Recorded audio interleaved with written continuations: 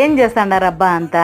Shear kurma friends ఉన్నోళ్ళకి Ramzan కి వచ్చేస్తుంది, మరి లేనోళ్ళ పరిస్థితి మనమే చేసుకోవాలి. కాబట్టి పక్కా కొలతల్లో ఎట్లా చేసుకోవాలో చూసేయండి.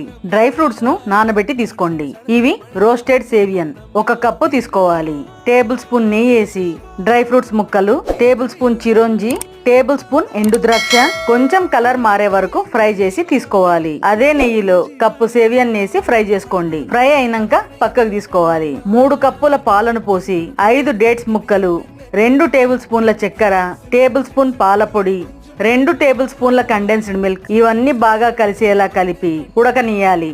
1/2 టీ స్పూన్ యాలక్కల పొడి, చిటికెడు కుంకుమ పువ్వునేసి కలుపుకోవాలి. డ్రై ఫ్రూట్స్ ముక్కలు, సేవియన్ వేసి అంతా బాగా కలిసేలా కలిపి 3 నిమిషాల పాటు ఉడకనియాలి. ఎంతో రుచిగా ఉండే షీర్ కుర్మా రెడీ. టూకీ వీడియో టూకీగానే ఉంటుంది.